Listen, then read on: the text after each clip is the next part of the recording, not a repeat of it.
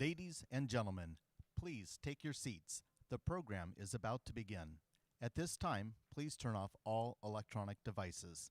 Thank you.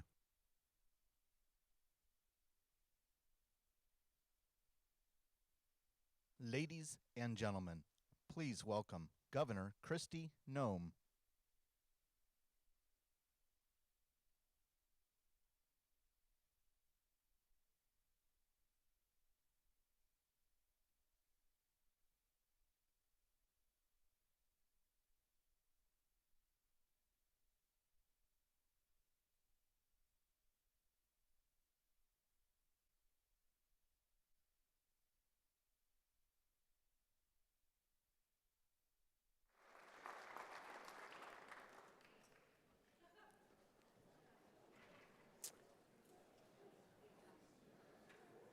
Well, good evening, everyone. Great to see you. I'm Roger Zach. I'm director of the Reagan Institute. We have proudly been the home of the Reagan Foundation in Washington, D.C. since 2018 and are just across Lafayette Park from the White House. And I hope all of you will have a chance to come and visit us someday.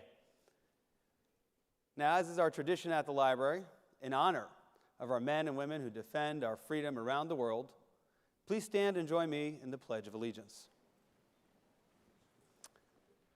I pledge allegiance to the flag of the United States of America and to the republic for which it stands, one nation, under God, indivisible, with liberty and justice for all. You may be seated. Thank you.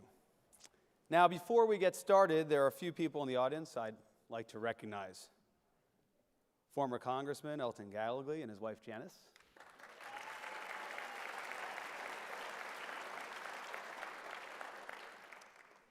Matt Jacobs, a former federal prosecutor running for California's 26th congressional district seat, which includes the Reagan Library.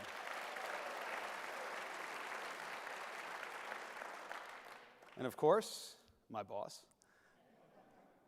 the executive director of the Ronald Reagan Presidential Foundation Institute, Mr. John Heybush.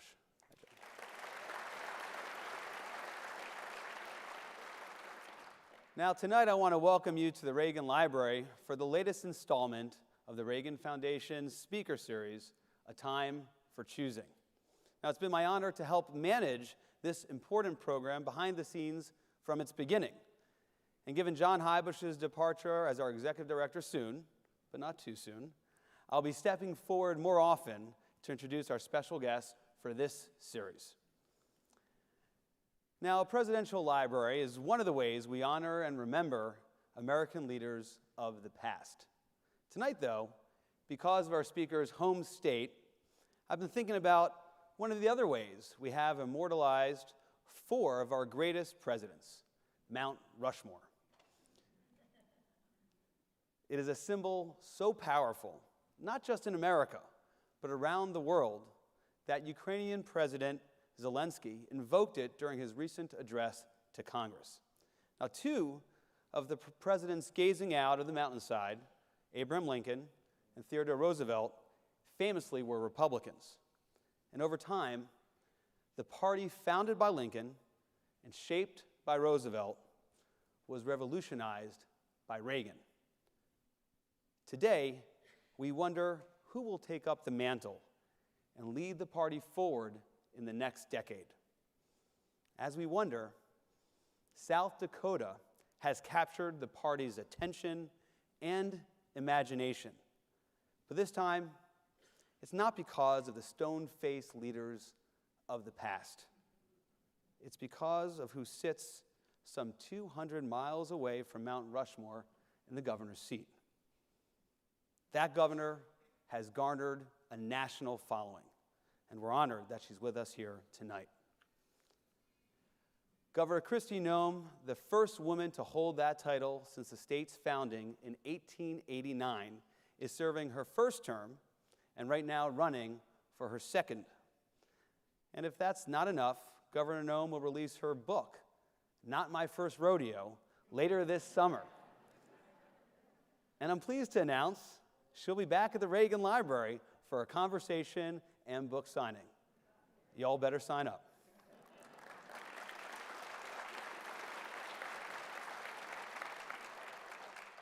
Now, since her days in the state legislature and Congress, where as a young Hill staffer, I saw her up close, but especially in recent years, she's defined herself as a champion of freedom at a time when so many Americans feel frustrated from being told what to do and what not to do.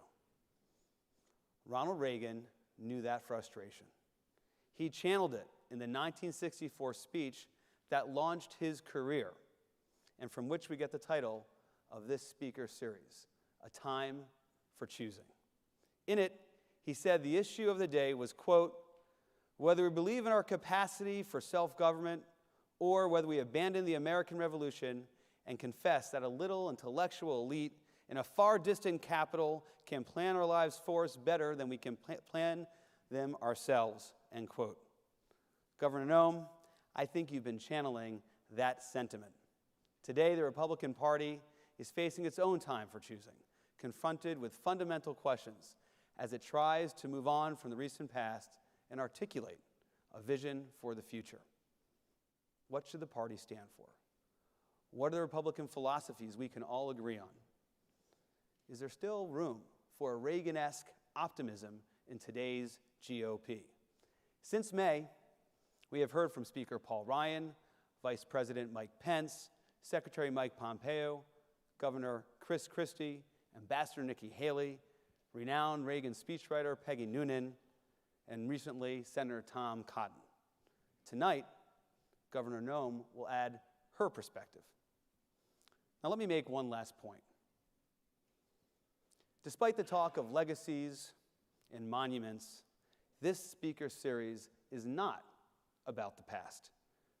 We're not asking, what would Reagan do? We're not trying to go backward. President Reagan was forward-looking. That's why he was successful. That's why he was transformative. And we believe a successful Republican Party will need to embrace the future as well. And to offer us a path to that future, please welcome the 33rd Governor of South Dakota, Kristi Noem.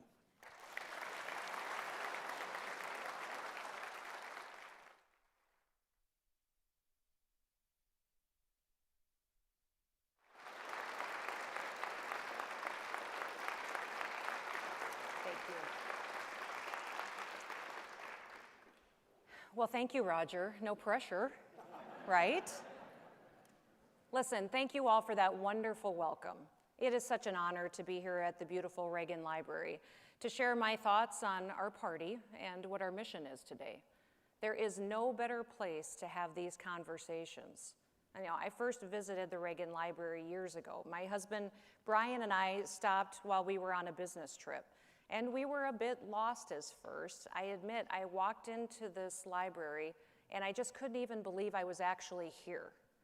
We met Peggy Grant, President Reagan's longtime executive assistant, and she shared with us personal memories of a man that I had admired since I was a little girl.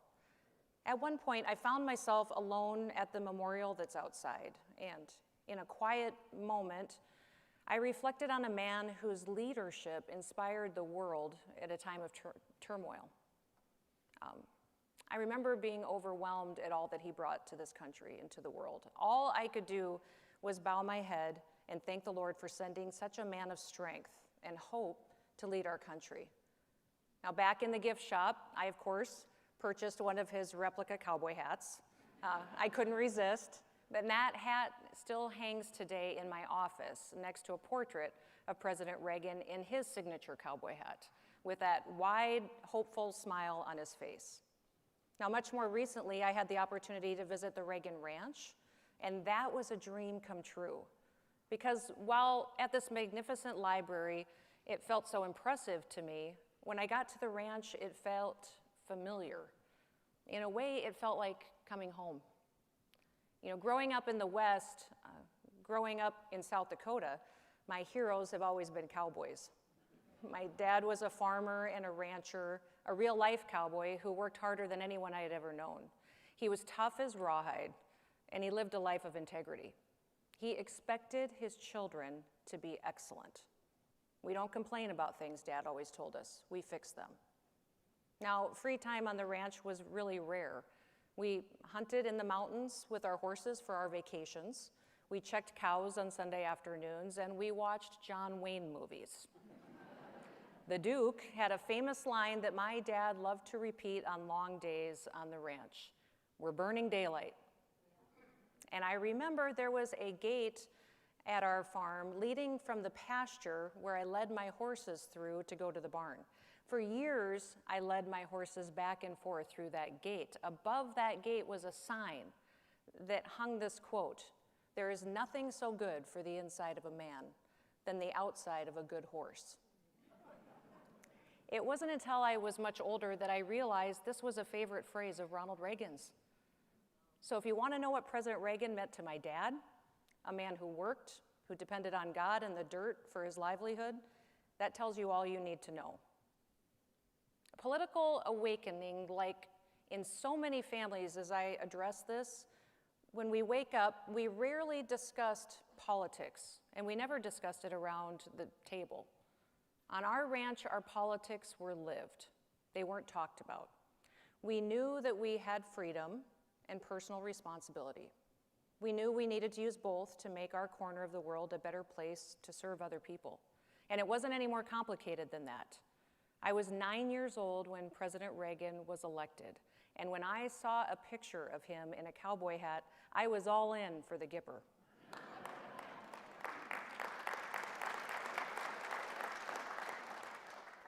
Later, I read of Reagan's genuine sorrow at having to leave his ranch to return to the White House. I didn't know what that felt like until I became governor, and I found myself feeling the same way. When home is heaven, you hate to leave. It's an incredible honor to serve as South Dakota's first female governor, but I'm also its 33rd governor. And as you all know, Ronald Reagan was also serving as his and this state's 33rd governor. It's a small similarity, but it's one that's very special to me. Now, the world is a very different place today than when President Reagan was in office. I recently came across a speech Reagan gave during the Cold War, and it reflected so many of today's tensions. I feel his words resonate with us all now.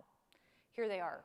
To every person who's trapped in tyranny, including Ukraine, Hungary, Czechoslovakia, Cuba, and Vietnam, we send our love and support.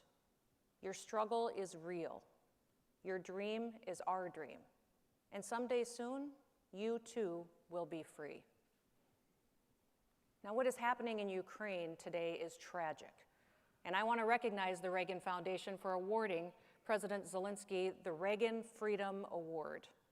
President Zielinski has demonstrated his bravery to the world by his willingness to speak truth and fight for freedom for the Ukrainian people. May God bless him, and may God bless the people of Ukraine.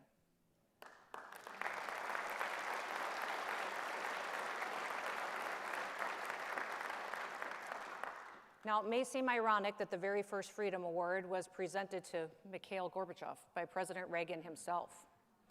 What a hopeful time that was. But decades later, Gorbachev's successor is attempting to destroy his legacy.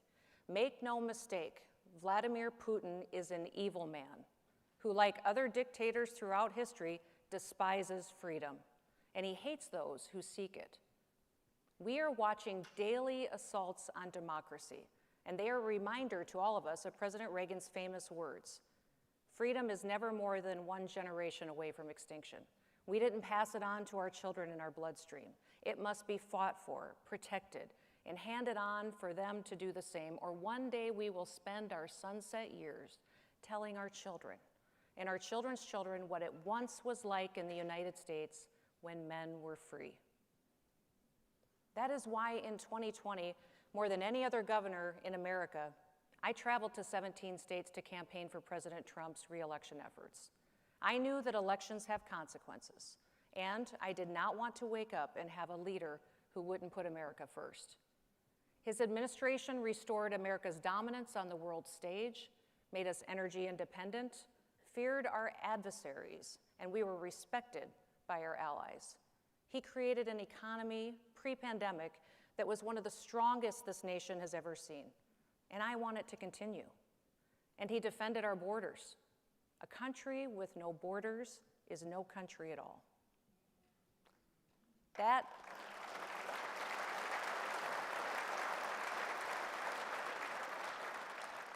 is why I've deployed the South Dakota National Guard to help ensure that our southern border is secure.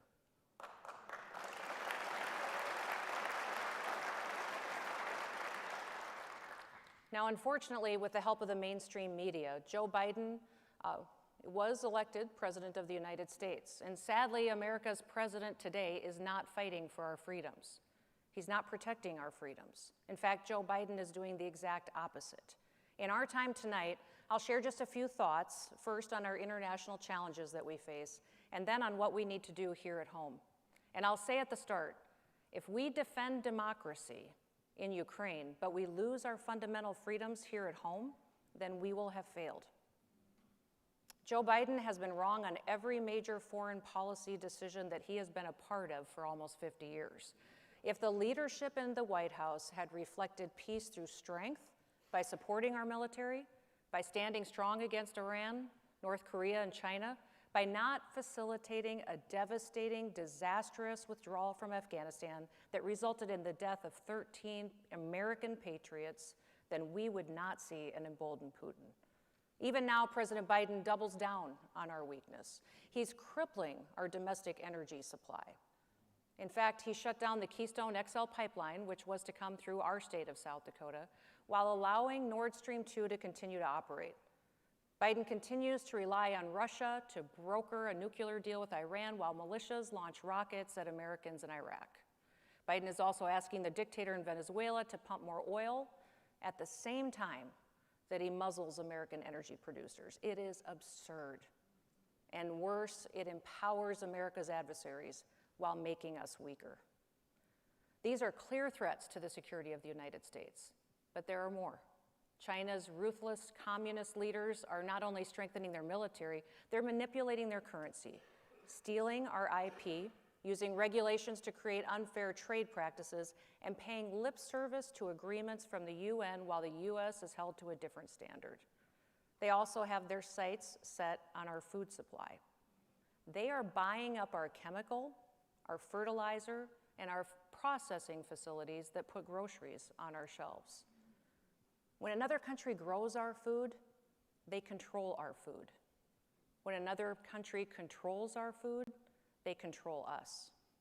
This is all a part of China's plan to control the United States. It is the president's job to address these challenges. Now, Joe Biden either cannot or he will not be the leader that America needs. When it comes to domestic policy, things aren't any better. And we are burning daylight on inflation, surging gas prices, keeping supply chains intact, and securing our food. Joe Biden's indecision and weakness is having irreversible consequences for American families, for workers, and for our children. We need a leader with vision and with strength, and one that can correct our nation's current course, and we need it fast. The great American story has been turned to a dark chapter. Pain and fear and doubt are echoing of the Carter years. Some say that it's worse because Democrats have a much more sinister motivation for embracing socialist practices than they did decades ago. Today, Democrats are all about control. Now, the question before us tonight is, what is the Republican Party going to do about it? Abigail Adams wrote, "The habits of a vigorous mind are formed in the contending with difficulties. Great necessities call out great virtues." We confront great necessities today. Leading our country through them will require all that is best of us as a party and as a people. Our party was born during a national crisis, the Civil War. Under Lincoln, our Republican Party freed the slaves and preserved the Union, which means from our earliest days, the purpose of the Republican Party has been preserving the dignity of every American's life and holding our people together in times of turmoil. So we need to ask ourselves, as conservatives, what are we trying to conserve? What do we want to save? and to keep for our kids and our grandkids. Put simply, the greatest country in human history. Our founders built something that the world had never seen before. They took the best of Western civilization from Jerusalem to Athens to Rome to London, and they brought together faith, reason, law, and a representative government. And in Philadelphia, in 1787, they put all of that together to craft the Constitution of the United States. They set out a Bill of Rights making clear certain rights could never be infringed on: the right to speak and assemble, the right to worship and act on those beliefs in the private square, the right to arm ourselves, and the right to a fair and equitable criminal justice system. They acknowledge that our rights come from our Creator, and free people honor their Creator when they exercise those rights and govern themselves wisely. But our rights and our freedoms have come under attack in an unprecedented way the last 2 years. Our public officials have grabbed unconstitutional power over American families, workers, and students when a global pandemic gave them an excuse to do so. The media stoked fear, national health experts manipulated data and ignored science. Dr. Fauci outright lied repeatedly. He used his title and his position as a political weapon against the American people. And sadly, I watched people in this country roll over and give up their freedoms. Because America told them that they could not hold gatherings, they gave up their freedom of assembly. Because the government told them that they couldn't go to church, they gave up their freedom of religion. Because the government allowed citizens to be canceled and their opinions silenced, they gave up their freedom of speech. Now, the left wants to criminalize dissent. When someone raises legitimate questions on any number of issues, from election integrity to COVID-19, to climate change, to critical race theory that's being taught in our schools, if you dare speak up, you get professionally ruined, or worse yet, prosecuted and punished. The Republican Party must be the party of freedom. Republicans must roll back Joe Biden's assault on the Bill of Rights. Freedom of speech, assembly, and religion, the freedom to bear arms, the ability of the states to retain their own prerogatives, they're all essential to our society's basic fabric and prosperity. The American people are the most creative and innovative in human history. These natural gifts, they flourish under freedom. They wither without it. It matters who is in charge. And as a party, we as Republicans will have failed if we do not make it very clear what the consequences are of having Democrats in charge. Look from state to state and compare the difference between Republican and Democrat leaders. In Democrat states, families are devastated financially from mandates and closures. Having lost precious time in the classroom, kids have fallen behind. Economies have been crippled by regulations and restrictions. Law and order has been eliminated by leaders who embrace criminals and embolden them by disrespecting law enforcement and the judicial system. People in those states are losing hope. It's heartbreaking. But now I want you to look at South Dakota. Because when I ran for governor, I told South Dakotans that we would be an example to the nation. That because we were a smaller state, we could do things faster and more efficiently. As Justice Brandeis said, the states are the laboratories of democracy. Our state could be a pilot project for the nation, enact conservative reforms, and prove that they create more success and opportunity for people. I had no idea that our opportunity to be an example for the nation would come because of a pandemic. And I would wager that very few here followed me during my 8 years in Congress. You got to know me because liberals started kicking me in the head every night for the decisions that I was making during the pandemic. From Elizabeth Warren to Rachel Maddow, night after night on the national news, they said I was reckless, that I was irresponsible and dangerous. At one point on a Sunday morning show, George Stephanopoulos asked New York's former governor, Cuomo, to give me advice. Yes.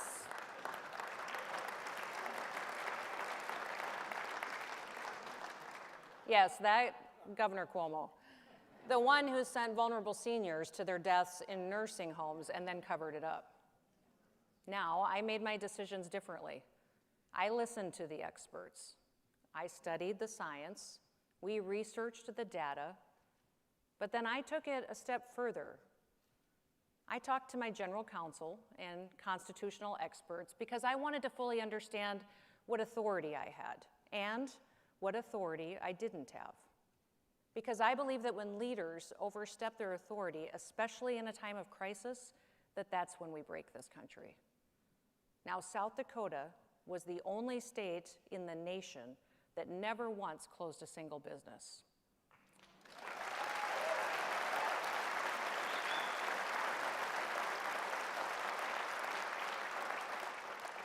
In fact, I never even defined what an essential business was because I don't believe governors have the authority to tell you that your business isn't essential.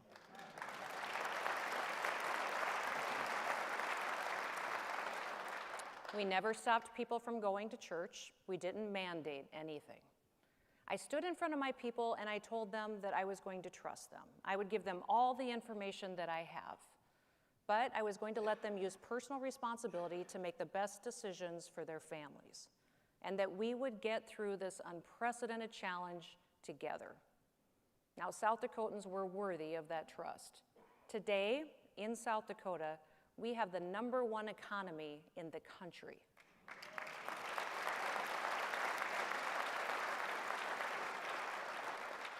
We had the least amount of businesses closed from the pandemic, the least amount of hours lost by workers during the pandemic, least amount of wages lost by any employee during the pandemic. When the president offered elevated unemployment benefits, I was the only governor in the country that turned him down.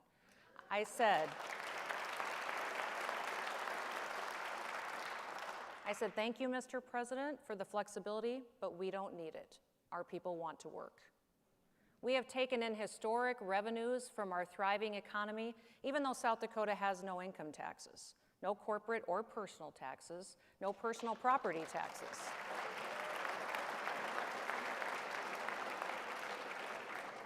I know, you're all murmuring.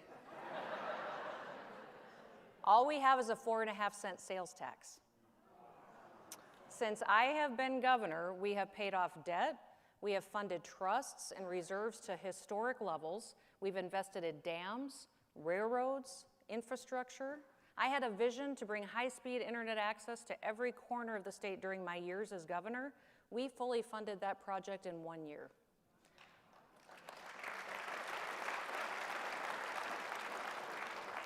We cut taxes, we cut regulations, I signed constitutional carry, and I've waived all the fees for any permits as well. Now in South Dakota,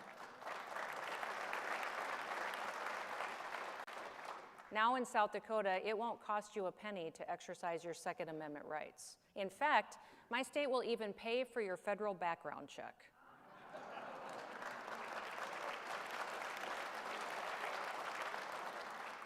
South Dakota now leads the nation in educational outcomes for children because our kids were in the classroom throughout the pandemic. While Democrats played on fear, in South Dakota, we trusted the Constitution and freedom. We gave people hope. We held public events to celebrate it. For Independence Day in 2020, beneath the faces that are carved in granite on Mount Rushmore, we showed America and the people that live here that America is good and honorable, and we revere our past leaders. That we can and should learn from our history, not tear it down. We just did what Republicans have said for years they believe. We did it, and it worked. Our state is thriving, and our people are happy. Last year alone, we lost over 100,000 Americans to drug overdoses. In South Dakota, we focused on the drug problem in our state. And in 2020, just 2 states had declining overdose deaths, New Hampshire and South Dakota. New Hampshire's rate dropped by 0.5%. South Dakota's dropped by 16%.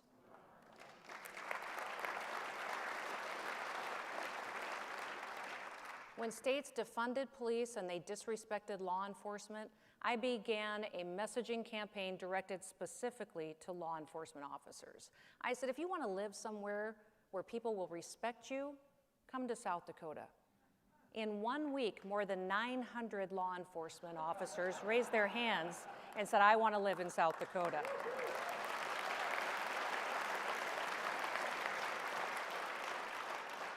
Since then, thousands have made their home in our state. I also brought and signed into law the strongest bill in the nation to protect girls' sports. And make no mistake, it's about fairness.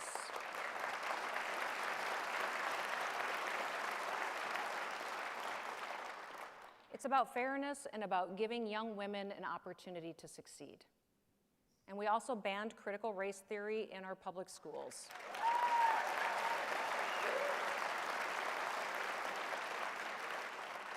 And we took action at our universities, too.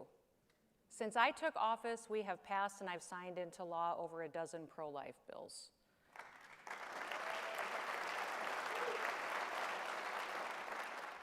South Dakota has a AAA credit rating and a fully funded pension plan. We have a constitutional requirement to balance our state budget. And in short, don't you wish you lived in South Dakota?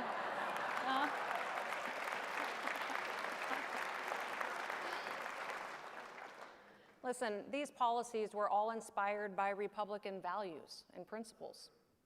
These values make us strong at home.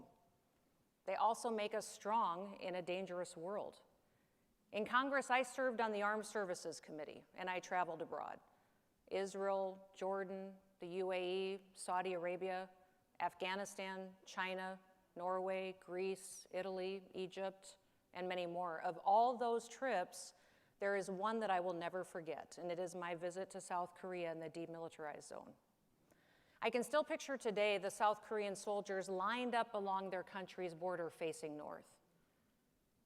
The North Korean soldiers were just yards away, facing them with their feet firmly in North Korean soil.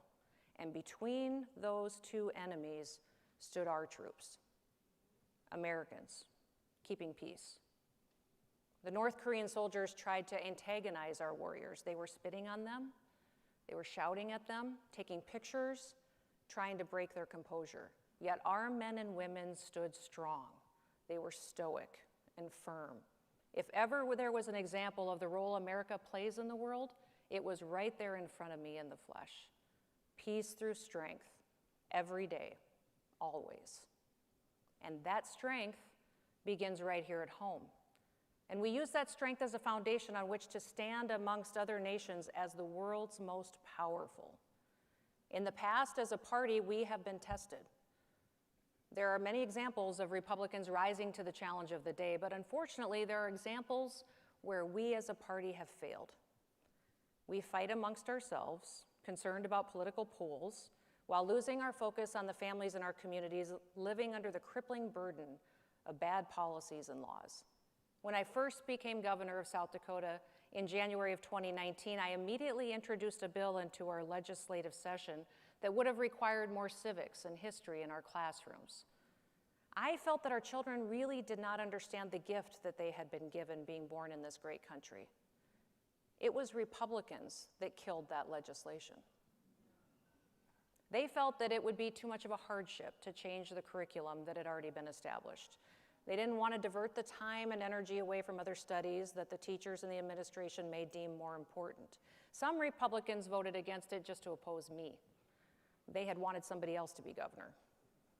They were more interested in fighting me or not rocking the boat with the teachers union that they weren't even focusing on our children, the next generation.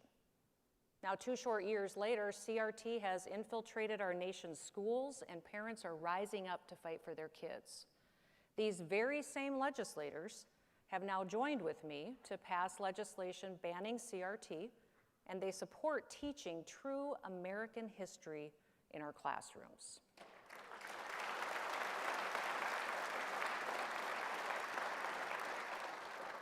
When it comes to putting the hard work in to govern, at times the Republican Party has refused to. Instead of educating the public, people talk in sound bites. Instead of listening to debate, we shout each other down or we jump on Twitter. Instead of thinking about the long-term consequences of our actions, we get worried about the next election. Now, during the pandemic, I found I couldn't just make decisions for my people. I needed to explain to them why I was making the decisions that I was making. I held a whole press conference one time on the Constitution, what power it gave the federal government, to myself as governor, but more importantly, the power that it gave to them, the people.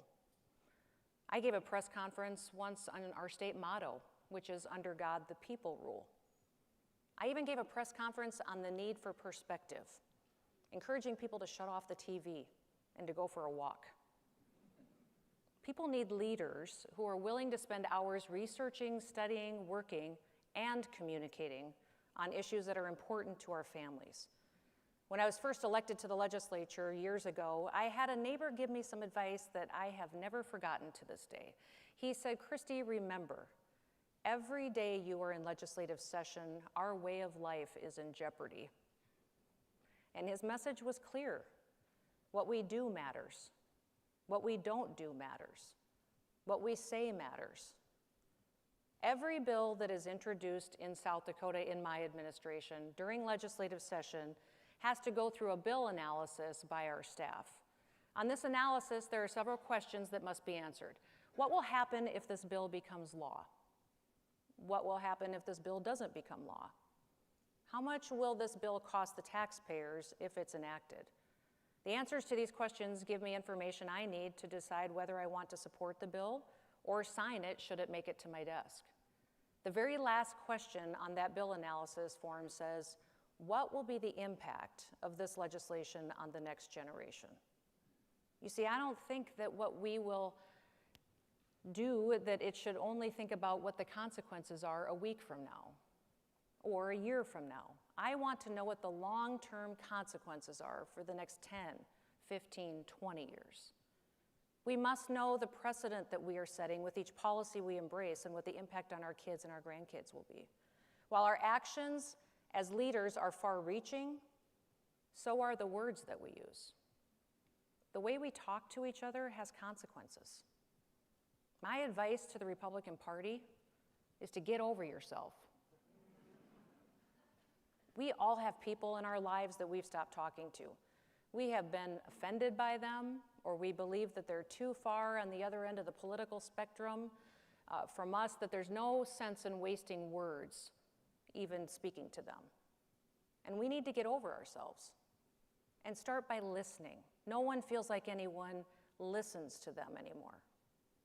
Listen carefully, ask questions, build a relationship. When I first married my husband, there were some members of his family that were Democrats. Today, most are registered Republicans.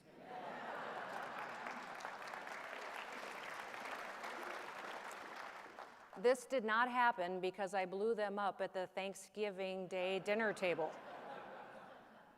It happened because we built a relationship, asked questions, talked, loved each other, and we found that we had much more in common than not.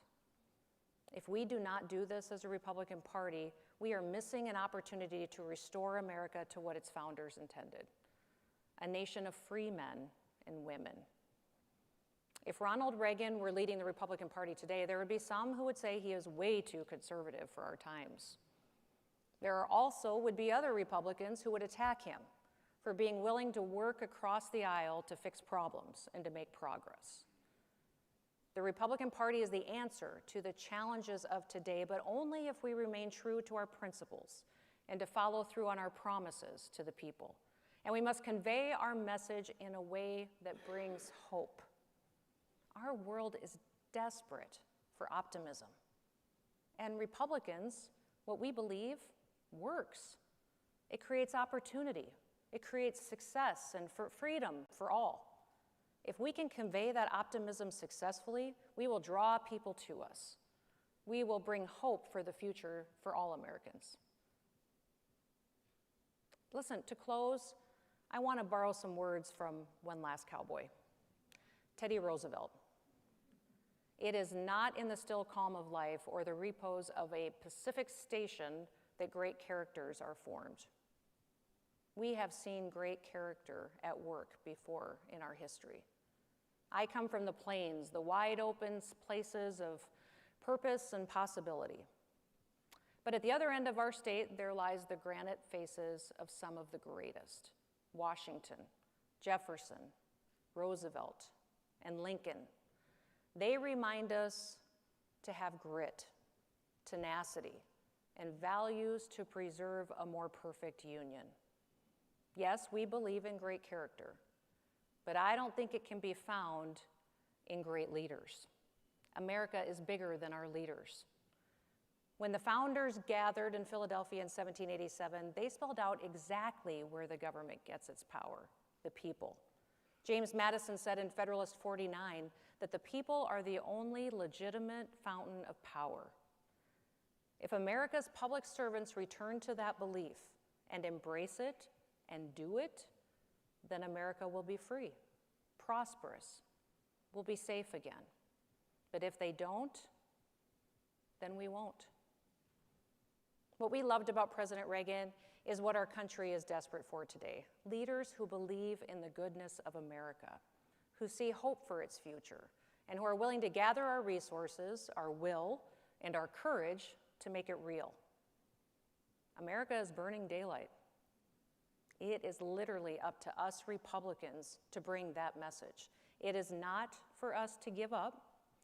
It's for us to reach deep, to get up every day and to build a country where men and women are free to think, speak, create, build, and believe. If we do this, we will call forth that strength that is the birthright of every American. We will meet the test in our time, here at home and beyond the shining sea. I know we can, and I believe that we can. So thank you, and may God continue to richly bless the United States of America. Have a wonderful day.